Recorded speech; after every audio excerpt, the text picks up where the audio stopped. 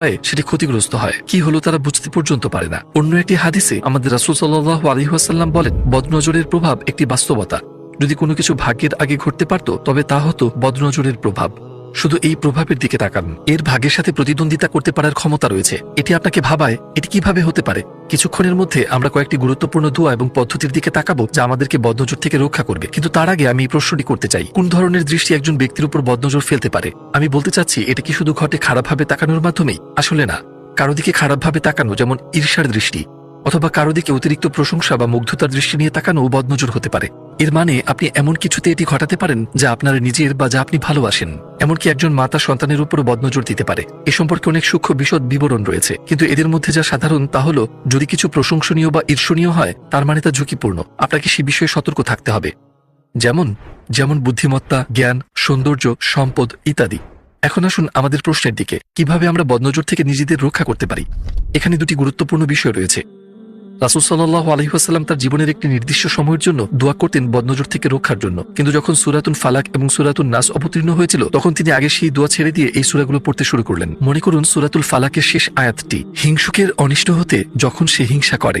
আবার আমাদের মা আয়েশা রাদিয়াল্লাহু আনহা বর্ণনা করেছেন যে রাসূল সাল্লাল্লাহু আলাইহি ওয়াসাল্লাম এই কাজটি করতেন। যখনই রাসূল সাল্লাল্লাহু আলাইহি ওয়াসাল্লাম প্রতিদিন রাতে শুতে যেতেন, সূরাতুল ইখলাস, সূরাতুল ফালাক এবং সূরাতুন নাস পাঠ করার পর হাত একত্রিত করতেন এবং এতে ফু দিতেন। তারপর তার হাত শরীরের সেসব অংশে মুছতেন যতটুকু পৌঁছানো যায়, মাথা দিয়ে শুরু করে মুখ এবং শরীরের সামনের দিক পর্যন্ত। তিনি এটি 3 বার করতেন। আলেমরা বদনজর থেকে মুক্তি পেতে রাসূল সাল্লাল্লাহু আলাইহি ওয়াসাল্লামের নিম্নোক্ত দোয়া পাঠ করার সুপারিশ করেছেন। আউযু বিকালিমাতিল্লাহি তাম্মাতি মিন শাররি মা খালাক। আমি আশ্রয় চাই আল্লাহর পরিপূর্ণ বাণীর মাধ্যমে তার সৃষ্ট সমস্ত কিছুর অনিষ্ট থেকে। আবার আল্লাহর রাসূল সাল্লাল্লাহু আলাইহি ওয়াসাল্লাম এই দোয়া পাঠ করতেন তার প্রিয় নাতি হাসান ও হুসাইন এর প্রতি রক্ষার জন্য। আউযু বিকালিমাতিল্লাহি তাম্মাতি মিন কুল্লি শাইতানিন ওয়া হাম্মাতিন ওয়া মিন কুল্লি আইনিন লাম্মাহ। হে আল্লাহ, আমি আপনার পরিপূর্ণ বাণীর মাধ্যমে প্রতিটি শয়তান এবং বিষাক্ত কীটপতঙ্গ থেকে এবং প্রতিটি অনিষ্টকারী ক্ষতিকারক ঈর্ষান্বিত দৃষ্টি থেকে আশ্রয় চাই। রাসূল সাল্লাল্লাহু আলাইহি ওয়াসাল্লাম বলেছেন, এটি সেই দোয়া যা ইব্রাহিম আলাইহিস সালাম করেছিলেন আল্লাহর কাছে ইসমাইল ও ইসহাক আলাইহিস সালামের জন্য। এবং বদনজর থেকে রক্ষার আরেকটি উপায় কি? এটি হলো কিছু নির্দিষ্ট বাক্য বলতে ভুল না করা। রাসূল সাল্লাল্লাহু আলাইহি ওয়াসাল্লামের অনুসারে যখন কোথাও ভালো কোনো কিছু দেখা হয় তখন বলতে হবে মাশাআল্লাহ, লা কুওয়াতা ইল্লা বিল্লাহ। যা আল্লাহ চান তাই ঘটে। সমস্ত শক্তি এবং ক্ষমতা একমাত্র তার। আরেকটি ঘটনা ঘটেছিল রাসূল সাল্লাল্লাহু আলাইহি ওয়াসাল্লামের জীবনে, যা হলো সাহেল ইবনে হুনাইফ ছিলেন এক সাহাবী যার গাত্রবর্ণ ছিল অত্যন্ত ফর্সা। একদিন আমির ইবনে রাবি তাকে দেখে বলেন, আমি আজকে যা দেখলাম তা এর আগে কখনো দেখিনি। সাহেল তখনই অসুস্থ হয়ে পড়লেন এবং তার অবস্থা খারাপ হয়ে গেল। কেউ একজন আল্লাহর রাসূল সাল্লাল্লাহু আলাইহি ওয়াসাল্লামের কাছে গিয়ে জানালো যে সাহেল অসুস্থ। রাসূল সাল্লাল্লাহু আলাইহি ওয়াসাল্লাম তার কাছে এলেন এবং সাহেল আমিরের সঙ্গে যা ঘটেছিল তা জানালেন। তখন রাসূল সাল্লাল্লাহু আলাইহি ওয়াসাল্লাম বললেন, তোমাদের কেউ কেন নিজের ভাইকে হত্যা করে? তুমি কেন বললে না আল্লাহ তোমাকে বরকত দিন? তাবারাকাল্লাহ। বদনজর সত্য। মাশাআল্লাহ শুনতে একটি সাধারণ শব্দ মনে হলেও এর পেছনে এমন একটি দিক রয়েছে যা আমাদের অনেকেই জানি না। মাশাআল্লাহ মানে কি? এই 3টি শব্দ দিয়ে গঠিত। মা, শা, আল্লাহ। আরবিতে যার অর্থ যা আল্লাহ চান বা যা আল্লাহ ইচ্ছা করেন। তাহলে আমরা কি বোঝাতে চাই যখন আমরা কোনো কিছুর দিকে তাকিয়ে এই বাক্যাংশ বলি? আমরা বোঝাই যে আমরা কোনো কিছুকে তার নিজস্ব অস্তিত্বের ভিত্তিতে দেখি না, বরং তার স্রষ্টার ভিত্তিতে, তার শিল্পীর ভিত্তিতে বলছি। আমরা বলি আল্লাহ এটি সৃষ্টি করতে চেয়েছেন, অন্য কেউ নয়। এক অর্থে আমরা বলি কি সুন্দরভাবে আল্লাহ এটি সৃষ্টি করেছেন। আমরা স্মরণ করি যে আল্লাহই সবকিছু দান করেন। সৃষ্টির প্রতিটি গুণাবলী তিনিই দিয়েছেন।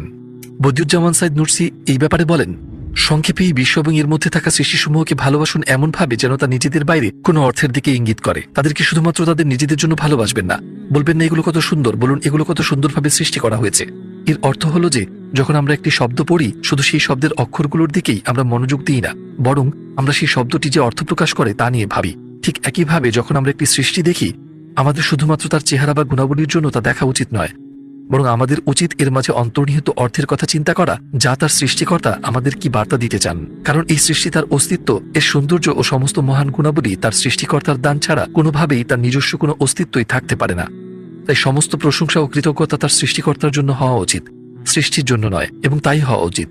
আপনিও কি এটি খুবই চমৎকার মনে করেন না? আমরা আগের যে হাদিস উল্লেখ করেছি তা ইঙ্গিত দেয় যে যদি আমরা কোনো কিছুর দিকে কেবল আল্লাহর নাম না নিয়ে তার বাহ্যিক রূপ ও উপকারিতার দিকে মনোযোগ দিয়ে দেখি, তাহলে আমরা সেই জিনিসের ক্ষতি করতে পারি। এটি হতে পারে নতুন কিনা একটি ফোন, বা আমাদের প্রিয় সন্তান, বা আমাদের আত্মীয় স্বজন, আমাদের সৌন্দর্য, বা যে কোনো কিছু যা আল্লাহ আমাদের দিয়েছেন। কিন্তু যদি আমরা এই দুটি বিষয়ে মনোযোগ দিই, আমি বলতে চাই সূরাগুলি পাঠ করা এবং উল্লেখিত দোয়াগুলো পড়া এবং মাশাআল্লাহ, তাবারাকাল্লাহ বলা, তাহলে ইনশাআল্লাহ আমরা বদনজর থেকে সুরক্ষিত থাকব। এখন পর্যন্ত আমরা বদনজর সম্পর্কে আলোচনা করেছি এবং কিভাবে আমরা এর থেকে নিজেদের রক্ষা করতে পারি। কিন্তু আপনি কি জানেন বর্তমানে বদনজরের সবচেয়ে বড় কারণ কি? অবশ্যই উত্তর হলো সামাজিক যোগাযোগ মাধ্যম এবং আমরা যে পোস্টগুলো শেয়ার করি। রাসূল সাল্লাল্লাহু আলাইহি ওয়াসাল্লাম বলেছেন, কোনো কিছুর দিকে প্রশংসার দৃষ্টিতে তাকানোর সময় শয়তান এবং মানুষের হিংসা সেখানে উপস্থিত থাকার জন্য প্রস্তুত থাকে। আমরা যে জীবন যাপন করছি, আমরা যা কিছু অভিজ্ঞতা অর্জন করছি, তা কারো স্বপ্ন হতে পারে, আমরা কখনোই তা জানতে পারবো না। যখন আমরা প্রকাশ্যে আমাদের যা আছে তা প্রকাশ করি, আমরা কাউকে সেই জিনিসগুলোর অভাববোধ করাতে পারি এবং তারপর হয় সেই ব্যক্তির নয়তো অন্য কারোর বদনজরের কারণে সেগুলো ক্ষতিগ্রস্ত হতে পারে বা হারিয়ে যেতে পারে। সম্ভবত আমরা এই পরিস্থিতির অভিজ্ঞতা কয়েকবার পেয়েছি অতীতে, কিন্তু তা বুঝতে পারিনি। এই বিষয়ে আমি দুটি চূড়ান্ত সমাধান দিতে চাই।